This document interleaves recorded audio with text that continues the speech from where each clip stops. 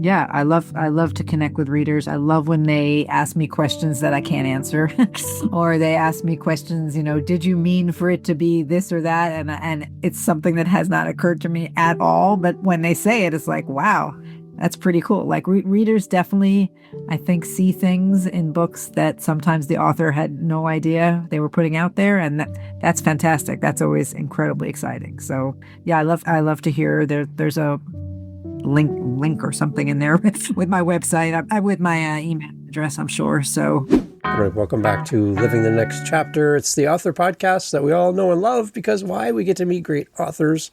And when we meet an author that has multiple books for you, that's even better because you fall in love with an author and you stick with them and you want to get all of their books. So Reyna's here with us to celebrate the launch of her most recent book. There's way more. And you can go check out her website in the show notes and see exactly what she's up to and links to all of her events and her socials. Everything is there for you. And a lot of great reviews. How about what Reyna's been up to? So, Reyna, welcome to Living the Next Chapter. Glad to have you on the podcast. thank you so much. So happy to be here. Excellent. Reyna, tell everybody where you are in this big world of ours.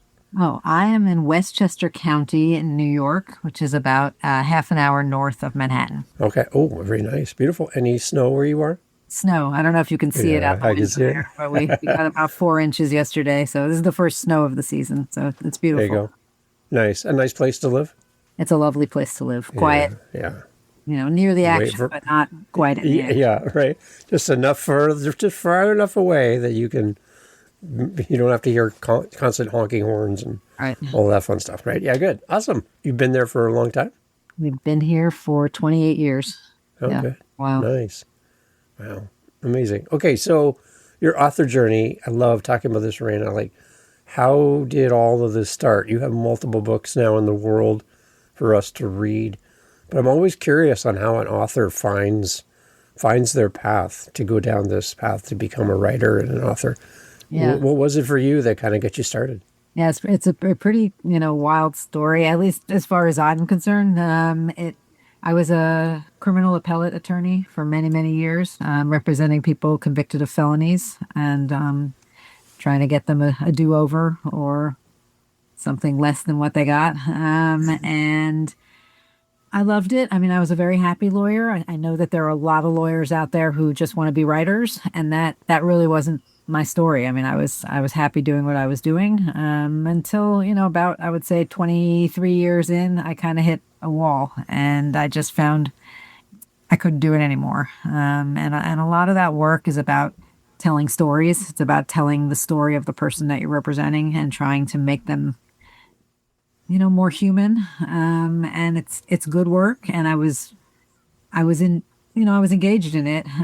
But after a while, I found I couldn't really tell that story anymore because I didn't know enough about the people. I found myself kind of grasping at trying to understand what would cause someone to do something that would seem, pretty evil to other people. And it seemed pretty evil to me. But, there's always a backstory. There's always something that went on in that person's history that got them to that point. And when you're doing appeals, you just can't know any of it. It's just not relevant. The only thing that's relevant is what came out in the court at trial. So I kind of got to a point where I just couldn't do it anymore, and I quit my job. And a friend of mine was taking a writing class at a local university, and she told me to come with her. And I thought, that's crazy. I know how to write. I've been writing for years and years, but this was memoir writing, which was very different from anything I had ever done. And I took this class with her, and it really changed my life. I mean, I talk about her anytime anybody asks me this question, because she really did something amazing without even knowing she was doing something amazing by telling me to come with her and check it out. And I went to this class and I started writing, and I was writing these kind of short pieces about people in my life. And at the end of a year of doing that, I wondered whether I could turn those short pieces into characters so that it wouldn't actually be me writing about my life, but it would be writing about people that had inspired me, and maybe I could turn them into something else. And I turned that into my first novel, and I kind of just been going since then. Well, I would think that in legal proceedings, words really matter, like the right words really matter. For sure. You really got to be succinct. You got to use the right terminology. you have to understand the power of your words as well. Because if I go to the Hollywood version of lawyers, which is probably not that accurate, it seems like whoever can bring the story along in a way that makes people either question or supports their belief is the way that resonates with them, and you can get the result you're looking for, right? For your legal. Empathize with the person. Try to Right. make them seem like they are deserving of your attention and redemption. It it's hard.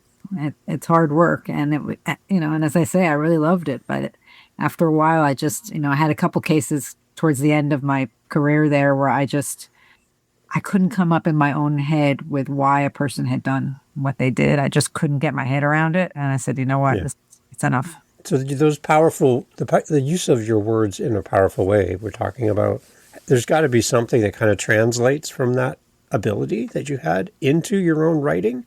What did you bring with you from your career and experience into your own personal writing? Yeah, I think I brought a lot. I mean, I think the biggest thing I brought with me was that when you're practicing law, especially the kind of law I was practicing, you have to try to see everything from all different angles.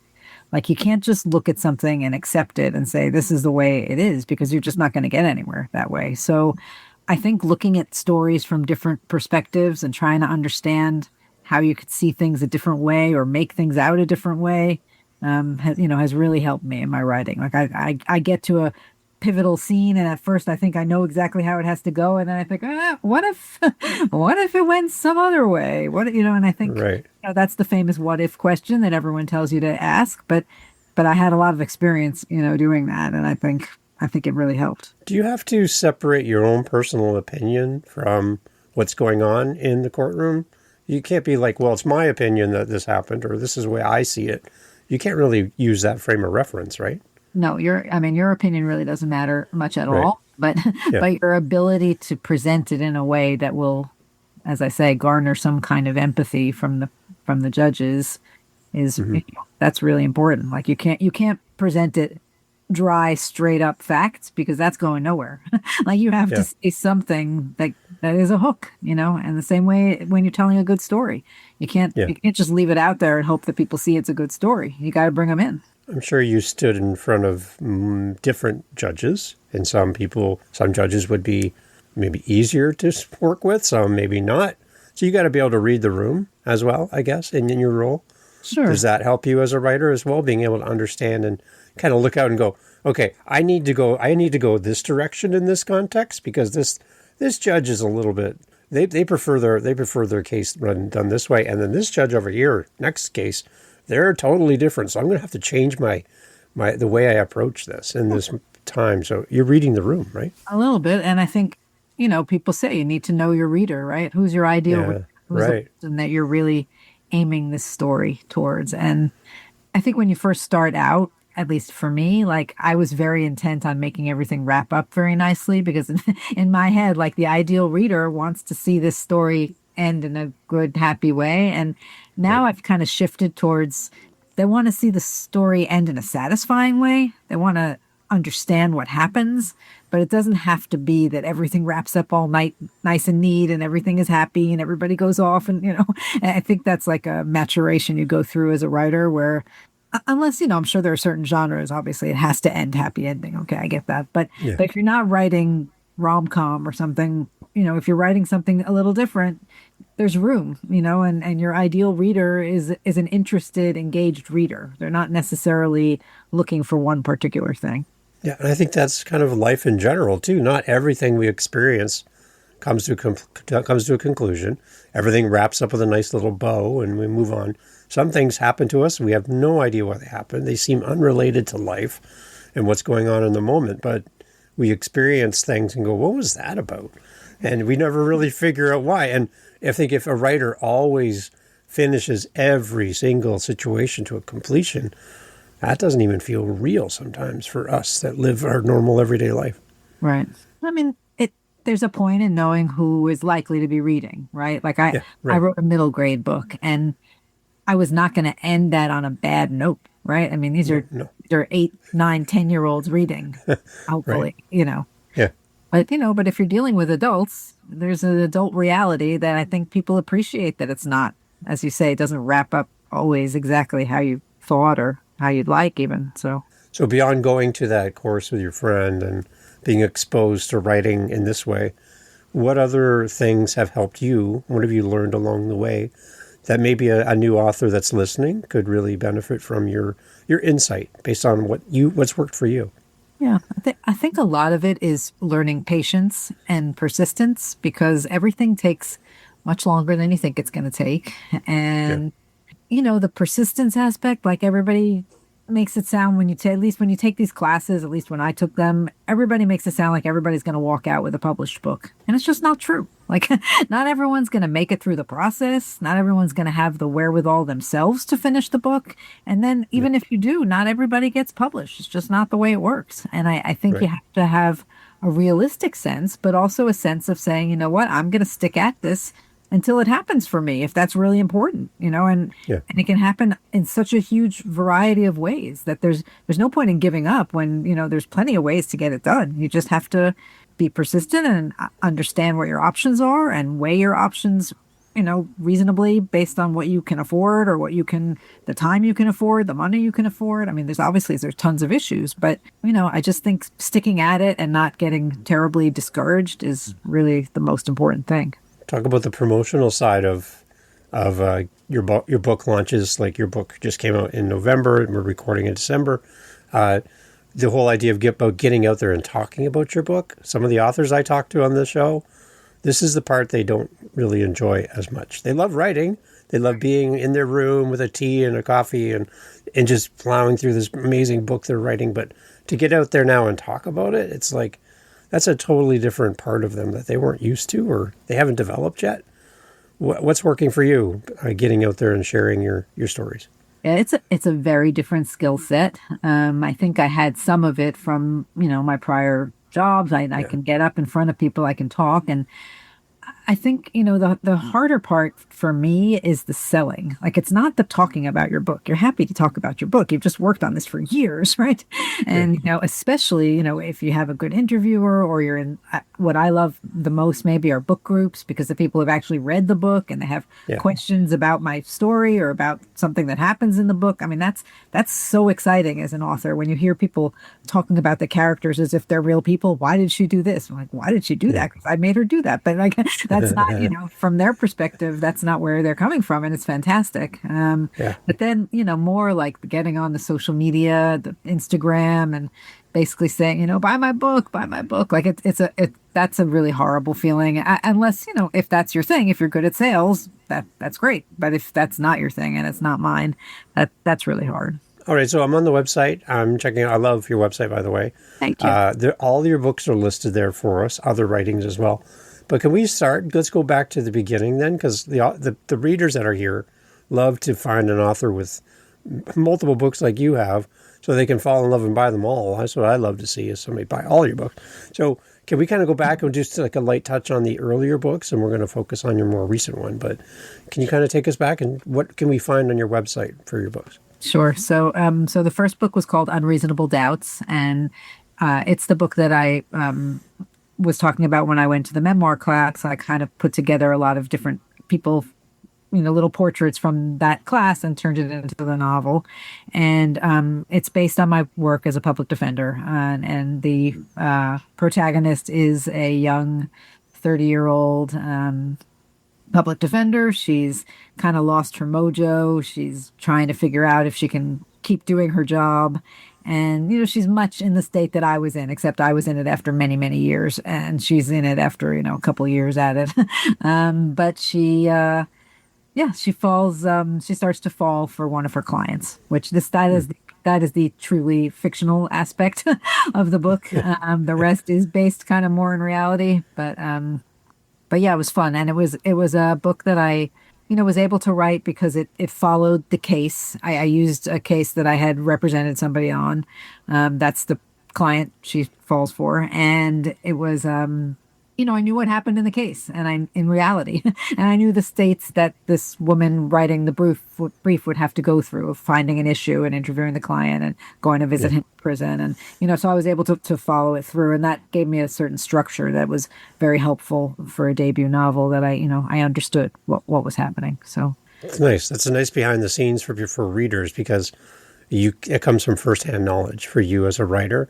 You're not imagining what it's like to go to the jail and, prison and interview someone. You've done this, right? It's a little bit different perspective. right. Yeah. The second book was my middle grade book, which is about a girl going into eighth grade, and she's got undiagnosed dyslexia.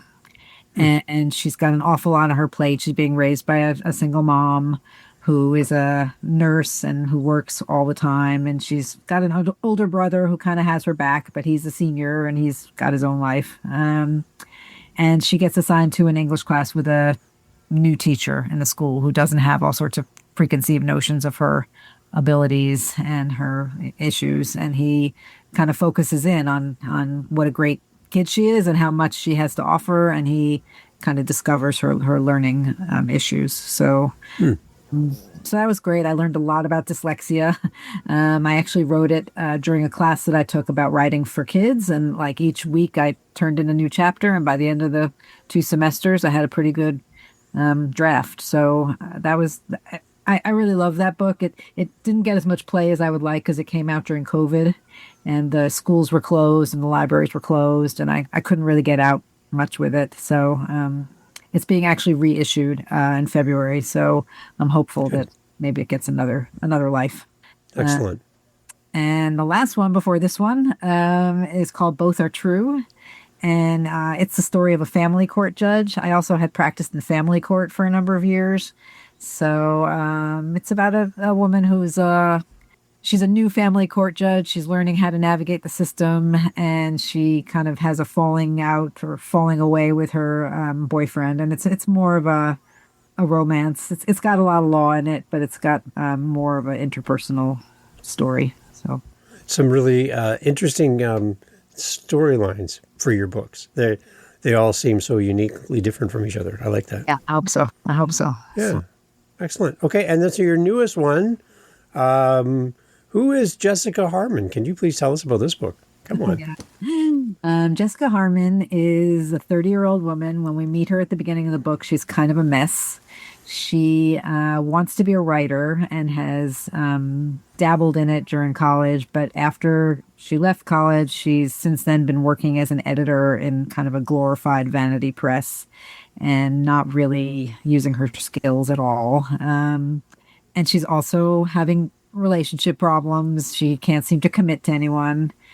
And she blames her whole failure to launch on her mother, which I think is something a lot of people can relate to, even if it's not fair. And but her mother in this book is a piece of work. She's a very well-known academic and writer herself, and she has never encouraged. Her name is Cynthia. She's never encouraged Jessica, her daughter, to pursue her love of writing. And at the beginning of the book, Cynthia wins a Lifetime Achievement Award, and she asks Jessica to come on the book tour with her and some kind of last-ditch attempt to reconcile their relationship. And we see what happens on the tour and afterwards.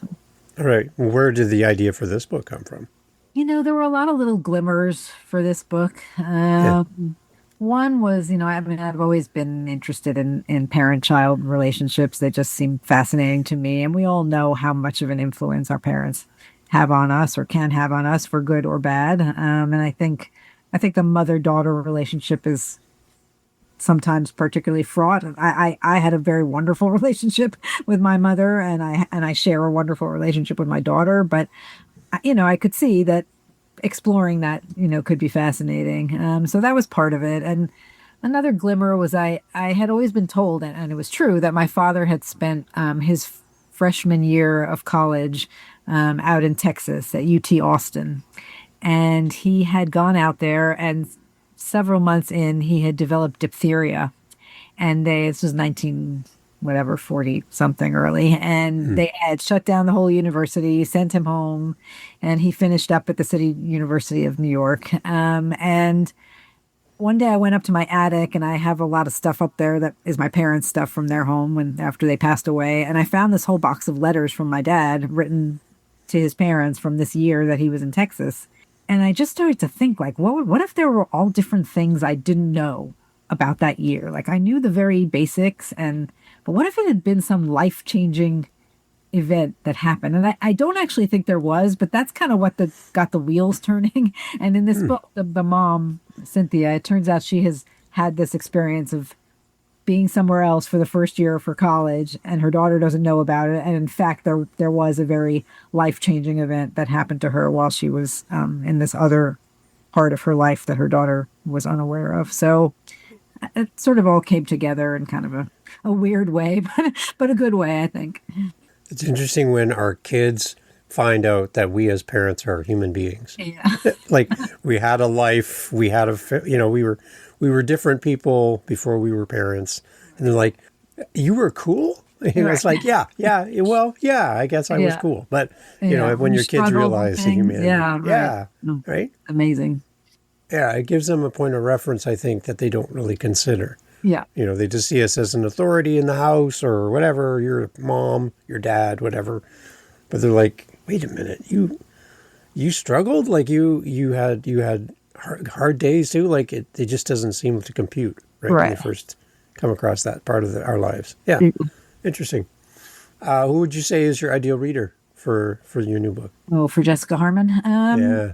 I think it's so far mostly been women as opposed to men, although I don't really know why. And the men that have read it have enjoyed it, but I think it's being labeled as women's fiction, which is fine. I figure there's so many women out there, that's fine. And I don't know, I guess really anybody between the ages of the daughter and the mother, I think, would all be fine. I don't think I'm going to get like very, very young women reading it. Probably not. But certainly anyone 30 and over, I think would be happy to read it. And, it's a smart book. I think it's not, I think it's for people that are interested in reading. I mean, it's not a light book. I mean, there's emotions involved. There's, you got to follow the story a little bit, but I think most people can handle it. So a little bit of a departure for you from a legal perspective as a point of reference for your stories too. Right. There's no law in it at all. And wow. And that was honestly a really good feeling. Like I left the practice of law in 2014, and it took me a number of years to kind of feel like maybe I could try to write something that wasn't based on the law. And, had somebody ask me the other day, like, you're supposed to write what you know. And I was like, you know what? You also know relationships, love, parents and children, like, all sorts of things that you can also write about. And it's also got a lot of writing in it. So that I do know that now. I mean, that's their profession. Both of them are writers. So, but yeah, I enjoyed leaving the law behind for this one. What kind of feedback have you had from your daughter on the book? What does she think about the idea? Interesting.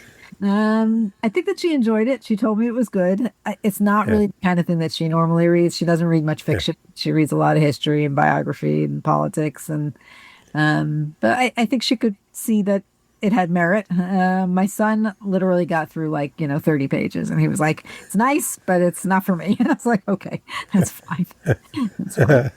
That's good. Well, yeah, it's kind of nice to, again, they see you as mom, and then they're like, wait, you're also an author. Okay, yeah. So I gotta picture my mom as an author now, because people are reading her books and people are enjoying it, and you're doing talks, you're doing all these things.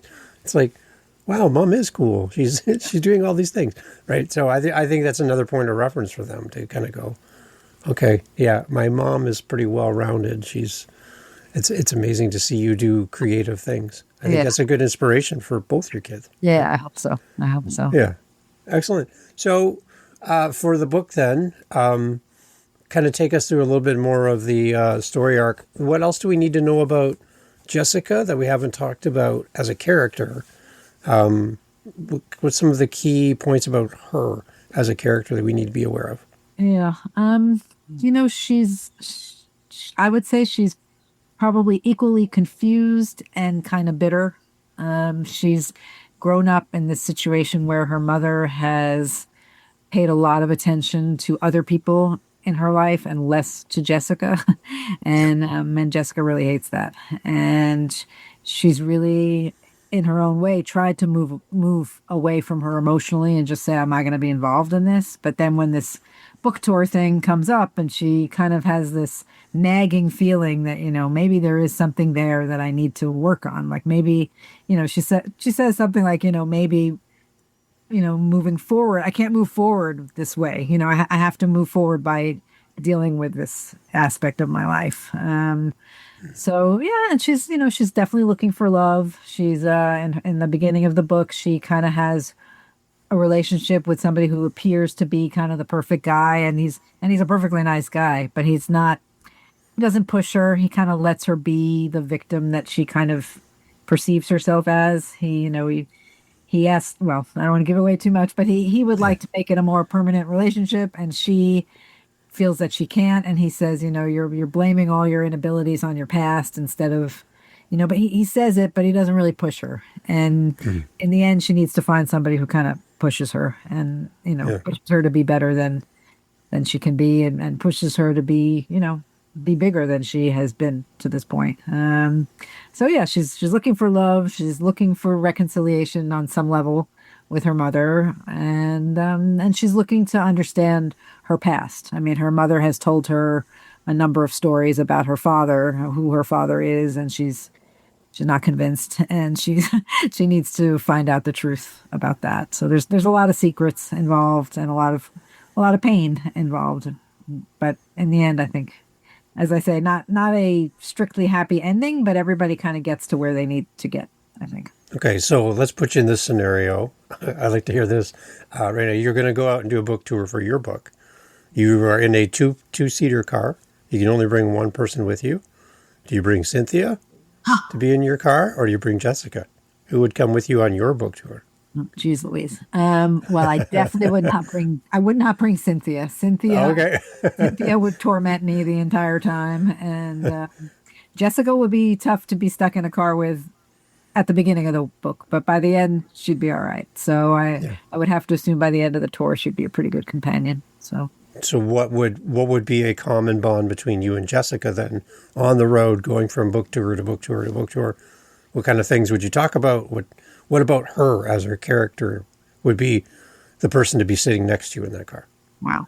You ask good and hard questions. I think her love for writing and her really deep desire to express herself and to, get out there and not be stuck in a job that is not the right place for her.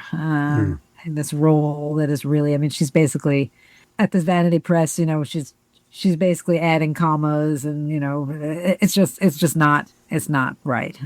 So I think we would probably talk a lot about her aspirations. I'm sure I would get stuck giving some love advice, which is okay. I don't mind. I'm very happily married for many, many years, and I think I might be able to help her out on that a little bit.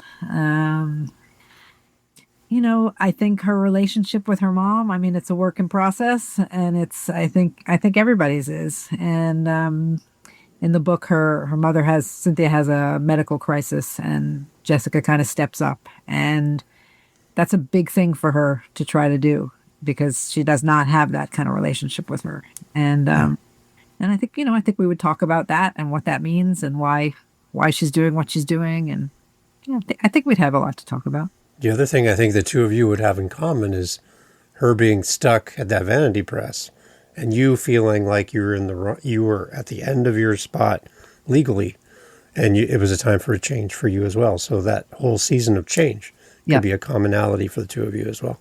Yes. And and she does. She gets to make some changes. So good feeling. Interesting. So in a roundabout way, there's a little bit of the law thing in the background, not spoken, but there's elements of that. Maybe so. Maybe so. I like it. You can't escape it, Reyna. No, you can't escape it. It's there. Right. You can't run from the law. I love it. Excellent. I'm really excited for this book. My podcast, we talked about Reyna, is called Living the Next Chapter, and I always like to ask my authors, even while they're out on a book tour or publishing or promoting their new book, is kind of what's next for you. I just love hearing authors talk about their journey and what they're seeing down the road for themselves as a writer as well. What do you got kind of planned for us as readers? Yeah, I'm really enjoying my next project. I'm not sure how it's exactly going to come to fruition yet, but I'm Okay. writing a novel in short stories, which I've always wanted to try to do. I love to write short stories. I love Hmm. how focused you can be and how much you can get out of a shorter piece without getting bogged down with the entire writing of a novel.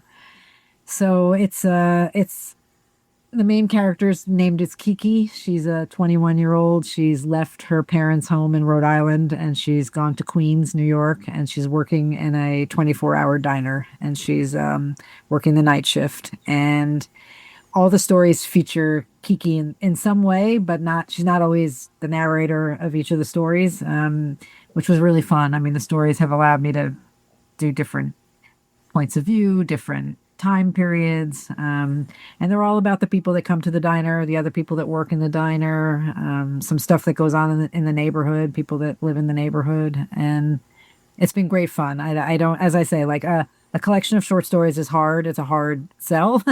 So I'm not sure where it will go yet or what I will do with it, but it's been a lot of fun to write. Do you have a point of reference for a diner like that? Have you ever been to a place like that? I do. I basically Ah. grew up in a diner on Long Island. All my high school friends, we used to spend a tremendous amount of time in this one particular 24-hour diner at all hours of mostly the night. Yeah, I've told a bunch of my high school friends that I'm working on this, and they're all very excited. But we were there after prom night, and we were Yeah. there. All my friends went after our wedding. They sent pictures. They all went to the diner, and all different times of our lives we ended up at that diner. So yeah, so that's definitely the focal point. Sounds like a great place for a book signing I was when thinking, that's all done, yeah, right? unfortunately that diner itself is now some like nondescript coffee chain. So sad. That's what Oh happened to no. everything. And that's actually, it happens in the book too. It's like it fell out to this, like, not a Starbucks, but it's like some place like that. I don't know. Yeah. There you go. I'm sure there's another one you can go I'm to and sure. just, I'm sure I can find all one. right. That'd be a really fun place to have that. That'd be cool to celebrate. I like that. Because you get to really do a lot of people watching in that environment, Yes. and you get to meet some interesting characters, Yes. especially at night. Oh my Yeah. gosh. Yes. In the city that never sleeps, right? Yeah. I like Just that. that Interesting. neighborhood, Yeah. different people coming in. But Wow. It's exciting. I love hearing new projects too. Do you have a rough idea on timeline, or are you still pretty early? I'm close to finishing what I hope is a good draft. I don't know. Okay. I don't know what happens after that. So we'll see. But we can watch your website for more information on that and the process, and we can maybe get little tastes of that in the future. So that'd be cool Great. too. Yeah. Awesome. I love it. So for the readers then, Raina, if we could end off here, I'd love to just kind of get basically your love letter to a reader. Like, people are listening, they love what you do. They're finding you for the first time, and now they're going to fall in love with what you do. Do you have any like a love letter to readers about your books in general, your journey as an author, and just a connection point for those readers that really love what you do? What would you like to say to them? Yeah. I just hope you take the characters seriously and let them get under your skin, because I love to write characters, and obviously all the books have plots, they do, but they're really character driven novels, and they're waiting for you to discover the people inside and to let them get under your skin and think about them afterwards. That's really all I hope people do. I love a character that stays with you after you're done reading. Mm. Right? It's like you have a new companion. Yeah. Right? It's like you put the book on the shelf, but that character just stays with you now. Like that person in the seat beside you in the little small car Right. out there, doing your book tour. Just somebody that sticks with you. I love a character that does that. Yeah. Even when they're being infuriating, and some of them are. Yeah. Like, yeah, it's Cynthia with you. Yeah, this is two of you together. That would be an interesting car ride. Yeah.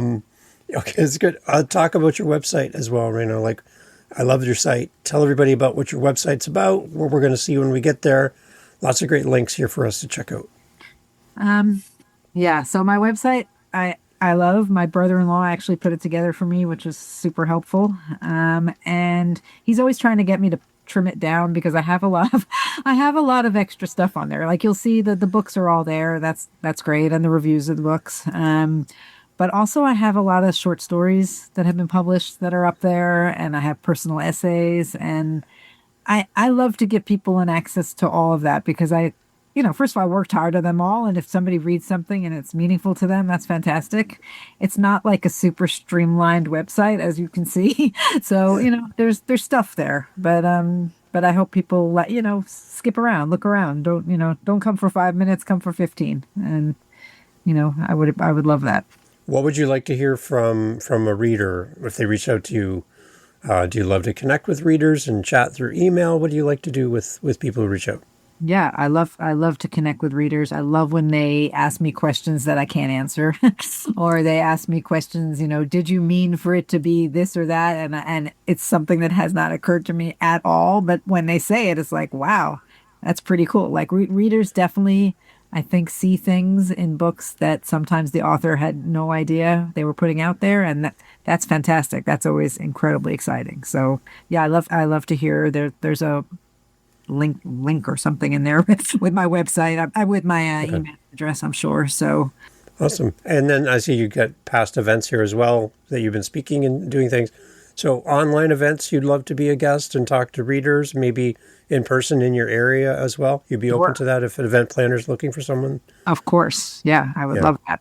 Excellent. Yeah, so definitely everyone go check out the website. All the links are there. Also links to Facebook, Instagram, all that great stuff as well, as always. And if you want a great example of what your author page could look like, go check out Reyna's website. It's amazing. So, Reyna, thank you so much. I would love to have you come back. Another reason why I ask how you're living your next chapter is I just selfishly want more time with you. So I want to have you back in the future to talk about your new book as well down the road. So keep us in mind, because I know the audience loves to reconnect with guests. They come back and talk about new projects. So we'd love to have you back. Thanks so much. I would love to come back. Excellent. Everyone, all the information for Reyna, as always, in the show notes.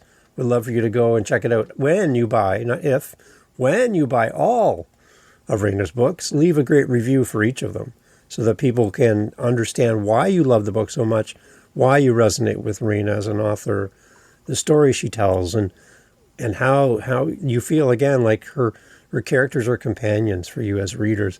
Put that stuff into your reviews, because then other people are going to read that and go, oh, this is exactly the author I was looking for.